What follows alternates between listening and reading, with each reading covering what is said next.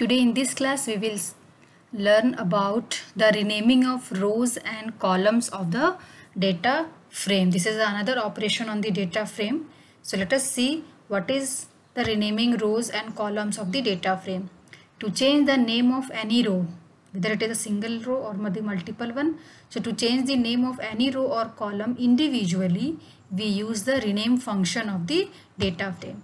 So how it will be used? The syntax is df object dot rename. Rename is the name of the function, so you will write here rename.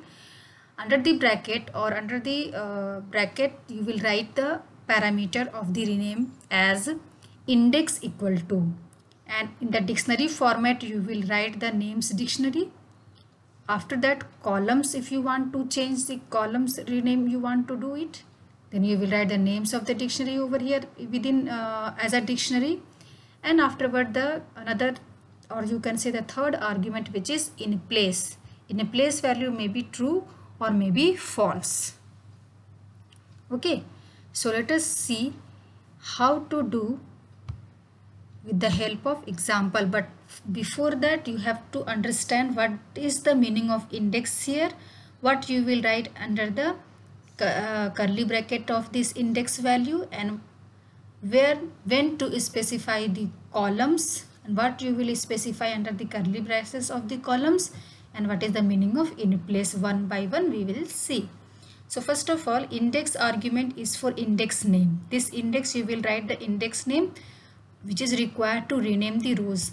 Whatever the row label, now you want to change it, then in the curly brackets you will write that very rows, the old one as well as the new row name. Next is the columns argument. Columns argument is for columns name. It is required to rename only the columns. It doesn't mean that you have to provide the index as well as columns all together. If you don't want to change the row name, then you don't write index here. If you don't want to change the columns name, then you will not write the columns argument here. If you want to change both the rows, that is the index as well as columns, then only we will write both the arguments, index as well as columns. Otherwise, any of the argument you can write. Next is for both index and columns. This index as well as columns, for both the arguments, specify the names change dictionary containing original names as well as the new names in a form like old name colon new name. Means here in the curly brackets of the index value you will write the old row name colon new row name. Okay, that is why it is specified here as names change dictionary. Means this you will write in the format of the dictionary, original name as well as the new name. Original name means the old name colon new name. Not only for the index but the same time for the columns also. Whichever is the old column name, that you will write here, then colon and then the new column name. Okay. Now specify in place argument as true. We will specify the in place argument as true if we want to rename the rows as well as columns in the same data frame. Means the data frame that you have created, there only you want to change the name of the rename the rows as well as column, then you will write in place equal to true. But if we skip this argument, means you will not write the in place argument, only you have written either the index or the columns or both, not the in place one, then a new data frame is created with new index column name and original one remains unchanged. That means by default in place will take the value as false. So if you will not provide the index argument, then it will be taking as the false over here as the value, and in that way the new data frame will be created with the new index or with the new columns, and the original data frame will be unchanged. So the new one will be created automatically. Yeah.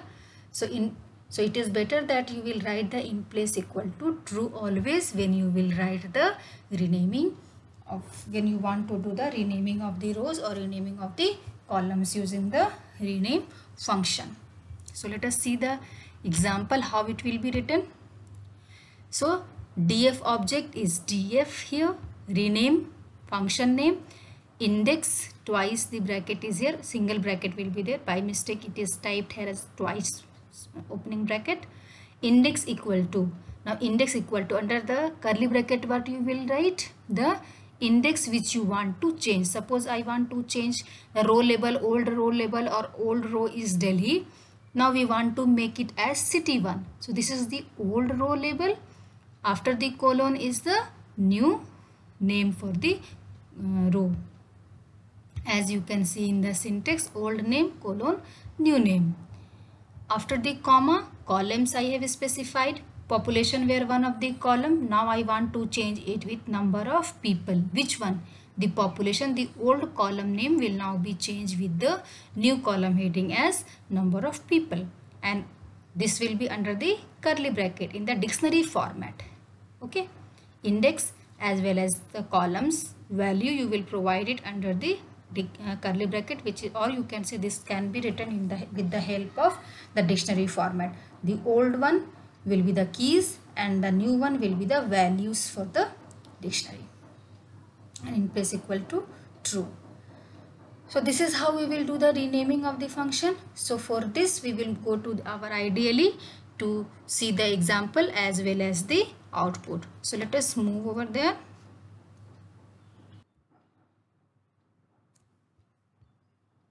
Now you can see here that the dictionary, with the help of dictionary, the data frame is created, the old data frame whichever we were doing till now.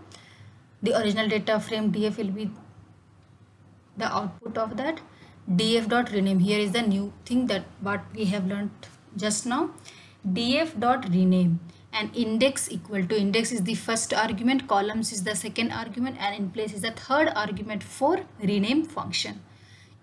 So index equal to, under the curly bracket in the dictionary format we have to provide the old rows name or old row label with the new row label. So Delhi were the old row label, that has to be changed with city 1, or I have renamed it with the city 1. Mumbai were the second row label, that will be changed with the city 2. Kolkata will be the third row label, that has renamed with the city 3. Chennai I have not used here. Chennai I don't want to make it as a renamed one. So only these 3 rows will be renamed with city 1, city 2 and city 3 respectively. Now we will provide the columns. There were how many columns? Population, hospitals and schools. So I have changed only, or you can say I means the only population column is renamed over here with pop. In place equal to true means the data frame will be renamed in that very original one will be renamed. So print rename data frame. After this message you will get the new data frame which has the changed rows as well as column what you have provided under the index as well as in the columns. Let us see the output. The original one, original data frame is this one. Population, hospital, school, Delhi, Mumbai, Kolkata, Chennai. Okay. Now you can see the renamed data frame. Renamed data frame city 1. Delhi was renamed with city 1. Mumbai renamed with city 2 and city 3. Kolkata is renamed with city 3. So that we have changed through the index argument. Values are remain same. Values is not going to change. And population will be renamed as pop and rest of the column is same. Because I have changed only the population column name, that is why it has only reflected for the population column. So this is the way to rename the rows as well as to rename the column. It doesn't mean that you have to change all the rows and all the column. It is according to the requirement of the data frame what you want to change. How it will be renamed, this only is the way. In place equal to true you need to provide always. Okay. So this is the way to renaming the rows as well as the column. Now next we will move to the another topic of the data frame. The next topic of the data frame is head and tail function, which is very important, and this head and tail function you have already done in series also. Now is for the data frame.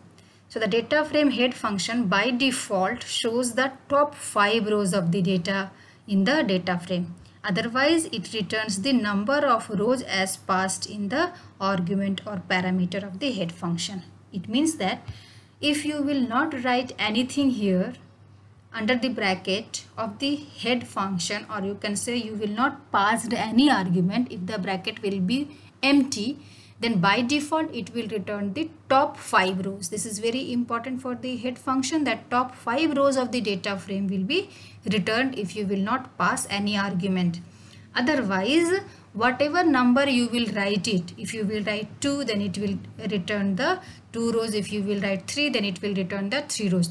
3 rows from where? From top only, top 3 rows, top 2 rows, because head is what? The upper portion of the data frame. Okay, just opposite to head function the tail function is there, but before that you see the example df.head2. It will return the first 2 rows of the data frame, and df.head, I have not provided here any argument, any number here, so it will return by default the 5 rows of the data frame, the same as the series. Now the data frame tail function by default shows the last 5 rows of the data in the data frame, last 5 rows. Otherwise it returns the number of rows as passed in the argument or parameter of the tail function. Otherwise if you will pass 2 here, then last 2 rows, if you will pass 3, then last 3 rows of the function will get returned. Okay, the data frame last 2 rows you want to see, then you will use the tail function and you will write under the bracket 2, and the first 2 rows you want to display, then you will use the head function df.head2. If you will not write any argument, then by default 5 rows through the head function top 5 rows, and through the tail function last 2 rows. So as the example, tail to return 2 rows and tail nothing is written, so it return the last 5 rows of the data frame. So this we will see in the ideally.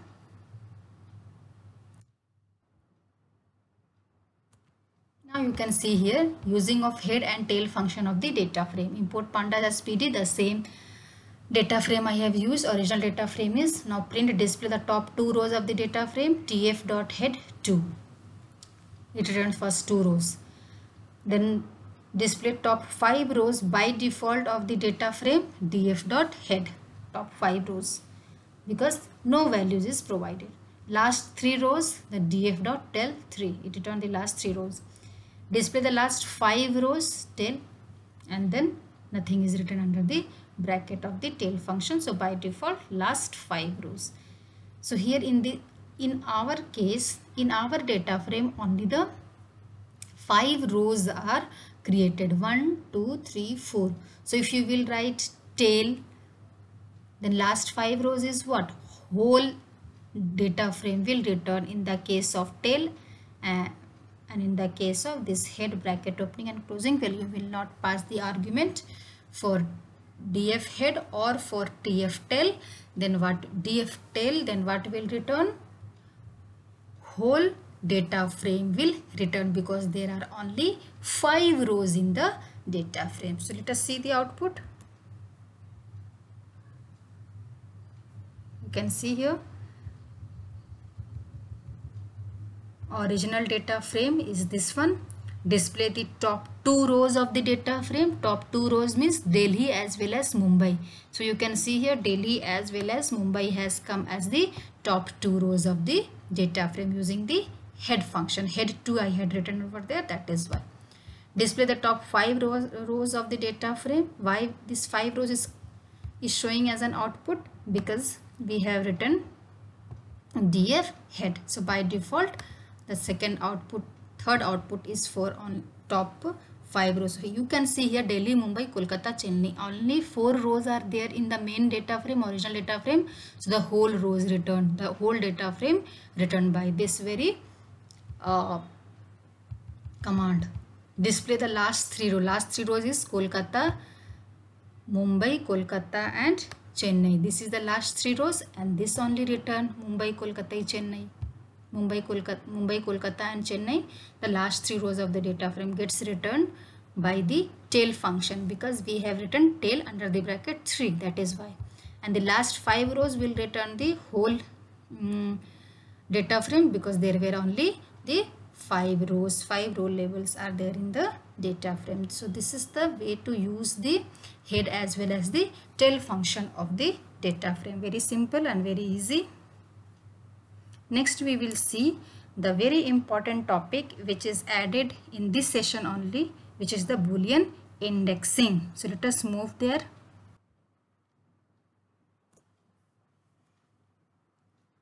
So here it is, Boolean indexing. This is the last topic of the first chapter of your book. Boolean indexing. Boolean is what?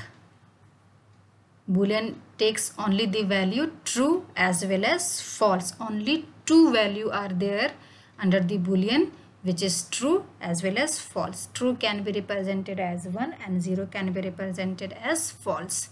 So what is Boolean indexing? Very important topic, because this year only it adds in your syllabus, so the question may come from this. So it refers to having Boolean values.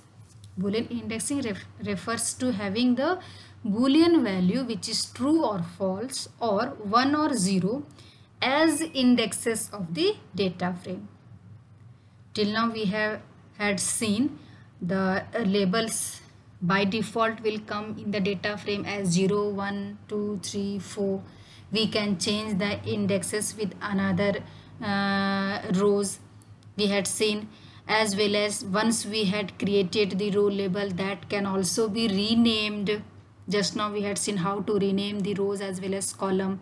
But this Boolean indexing is something else.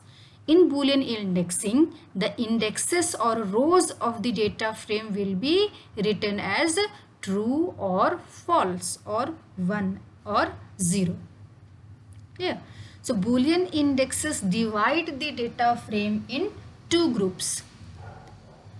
True rows and the false rows. True rows will come together at one place, false rows will come together at one place if we will write the command in that way.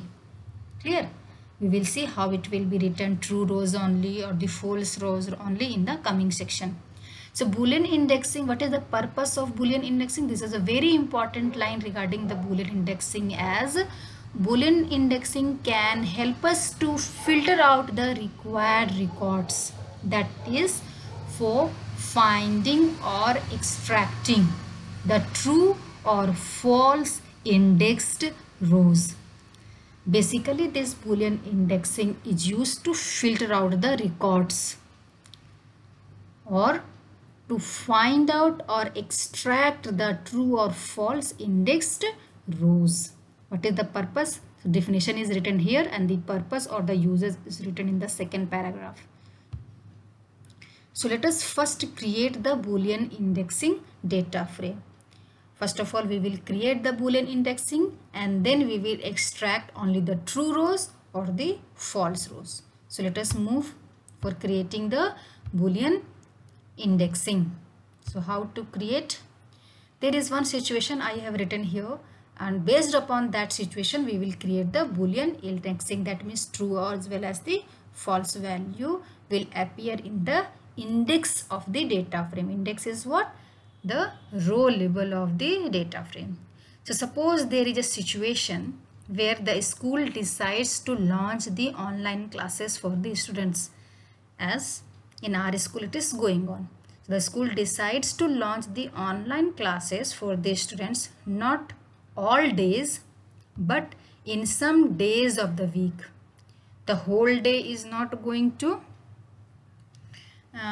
available for the online classes, but for specific days of the week designated for the online classes. What days will be designated for that we will see through the program. So let us first create the data frame which implements the above situation, and how the above situations will be implemented through the data frame. Let us see. For example, I have written one command here, import pandas as PD, days and classes, these two sequences I have created. Under the days I have written all the weekdays name except Sunday. So starting from Mondays to Saturday, you will write the weekdays name: Monday, Tuesday, Wednesday, Thursday, Friday, Saturday. And for the classes variable, you will assign the sequences as 4030604. Means Monday you will have 4 classes, Tuesday you will not have only online classes, Wednesday you will be getting 3 classes, Thursday you don't have any classes, Friday you will get 6 classes, and Saturday you will get 0 classes, means no classes. And we will create the dictionary first by the help of these days and classes. So days I have taken as a key, and the values will be this days, all the days what I have written here, and the number of classes as the second keys, and where the value will be all the classes value whichever is assigned here will be created as the dictionary. And through this dictionary we have created the data frame df equal to pd.dataframe dict. Actually this dict D must be here in as a capital D, because I have created the dictionary over here with the help of capital D. So you have to write here capital D. So dict comma index equal to true false true false true false. Means the row level I have provided here as true false true false true false. First value will be true, that will go with the Monday. Second false will go with the Tuesday, Wednesday true, and so on. So in this way the Boolean indexes for each row created. So what you have done first, this is the example. You can take any of the example for your convenience or for your requirement. I have taken this days as well as classes I took as a sequences. Then I have created the dictionary based upon that sequences, and that dictionary I have used is for creating the data frame, and index I have changed it with true false true false true false. Otherwise by default 0 1 2 3 4 will be coming. So in this way we have created the data frame based upon the Boolean indexing. And when you will take the print of this df, then you will see true false true false true false will be the rows of the data frame, and days and classes will be the column. Clear? I will just this same example I have taken in creating the program that we will see. But before that, another thing regarding the Boolean indexing is a very important one. Only creating is not enough. You need to access how it will be accessed. That is also important. So how to access the rows from the data frame with Boolean indexing, this is very important thing. Accessing is something else, as we are used to write the name of the data frame, then under the square bracket name of the column. This is not the way for accessing the data frame with Boolean indexing. Then what is the way? Let us see. So filtering of records from data frame with Boolean indexes can be done by using the .log square bracket opening closing attribute that you have used already, .log. But for Boolean indexing, this only is the way to create the Boolean indexing. There are two more ways, which is ilog attribute as well as xi attribute. That is, but this is not in your syllabus, so you have to learn about only for the .log attribute. So how we will use this .log attribute to access the rows of the data frame, that we will see. So if you want to access the true value, the true rows of the data frame, then you will write df.log under the square bracket true to display all the records with true index. df.log false to display all the records with false index. df.log 1 to display all record with index as 0, and df.log 0 to display all the records with index as 0.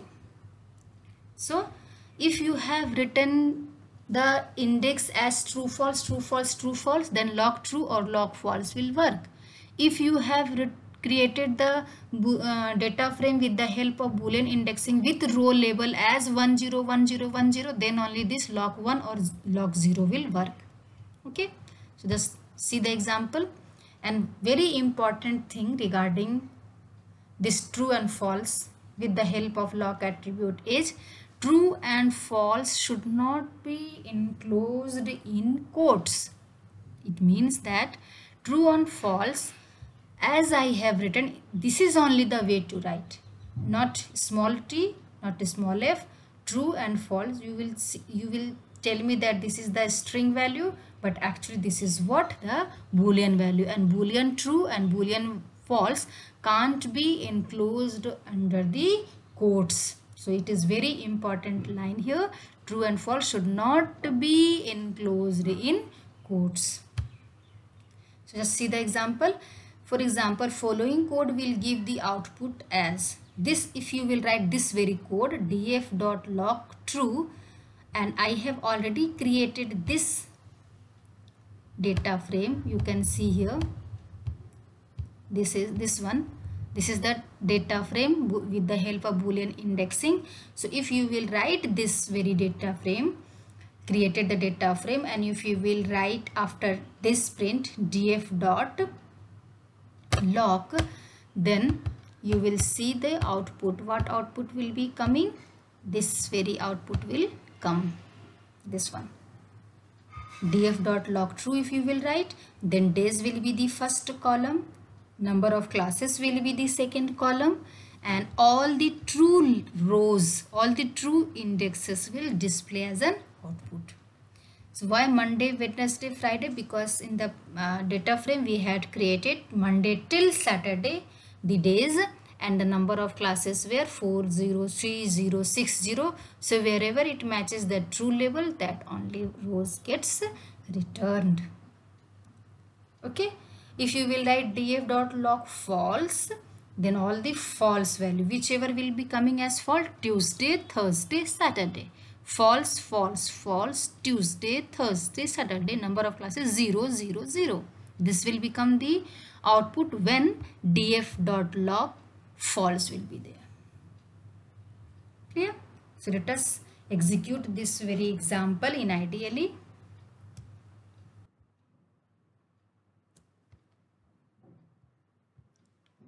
So you can see here program on Boolean indexing. Import pandas as PD. Here I have taken the same example just now what I had shown you in the slides. Days Monday, Tuesday, Wednesday, Thursday, Friday. Okay. And classes equal to 4, 0, 3, 0, 6, 0. Dict equal to days, days. And number of classes, classes. Here it should be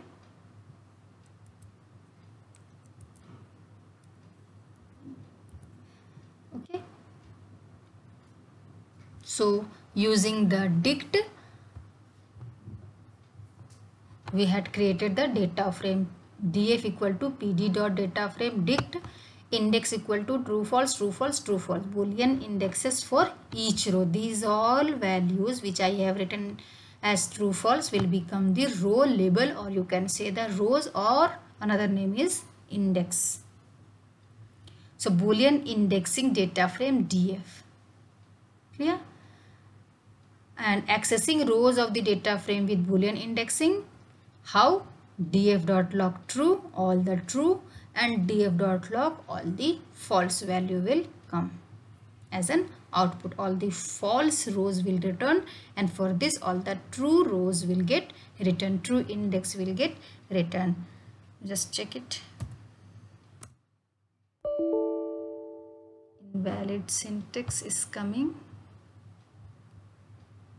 because I have written here the quotes I have missed here. Now it's correct. See, number of days, number of columns. This output, the selected one, is the output for this one, df pd dot data frame dict and boolean indexing data frame df. Boolean indexing data frame df is what? This all data frame. Days as the first key which has the column of the data frame, then classes will, number of classes will come as an column, with the value classes. You can see 403060, 403060, then true, false, true, false, true, false for the row index. True, false, true, false, true, false. How many values true, false I have given? 3, 6, because there are 6 days. That's why. Yeah. Then you will see Boolean indexing data frame. Just now I have shown you the example. Then after that you will see accessing rows of the data frame, then true as well as false value. Here you can see accessing rows of the data frame with Boolean indexing. Row index having true value. Row index having true value is coming because I have given this string as row index having true value, df.log true. So all the true value will get written, all the true index will get written by this very coding. True, true, true. Days Monday, Wednesday, Friday, and number of classes 4, 3, 6. Monday will have 4 classes, Tuesday 3, and Friday 6. All this true, and the last true will be getting as an output. Okay, and for the false index you will see only the false value. False, false, false. False Tuesday 0, false Thursday 0, false at 0. Okay, so how this output has come? Because I have written the statement as df.log false. Okay, if you will write, suppose I am writing here as in place of true, I am writing, there were the example written no 1, and for this I am writing 0. Only I am changing here. Just look at here how the output will get changed, or the output will be coming or some error will be coming. See, the error has come. Why? Before that the output has come for true Boolean indexing one, what I have changed, but accessing rows or data frame with Boolean indexing, afterward the error is coming because the row indexes here as true, false, true, false, true, false. If I will write here in place of true 1, for false 0, for true 1, for false 0, again for true 1 and for false 0. Okay, then you need to do this as a comment one, otherwise that will come as an error. Lock 1, make it, save, execute it. Look at here. Now the output is coming because I have changed the row label as 101010. 1 means true and 0 means false. So only the 1's index is coming in as output. In place of true, false, I have make it as 1010. So this is the way to use the lock function to access the rows of the data frame with Boolean indexing. Okay, so this is what I want to teach you today, and by this topic we are now end with the first chapter. Now first chapter is completed now, so the next class I will start the next chapter of Python Pandas 2. This was what I had discussed till was the Python Pandas 1, and the next class I will discuss with Python Pandas 2. Many things is written over there, but we have to see the syllabus first, and accordingly I will teach it. Whichever is not in the syllabus, I am not going to teach whether it is there in the book or not. Clear? So this you will do in the copy. Also you will execute it through practically, and I will give you within 1 or 2 days the assignment based on the Pandas 1 chapter. Whatever we have learned so far, that you will write in your board practical copy. Clear? So till then you revise the topic, and we will meet you in the next class.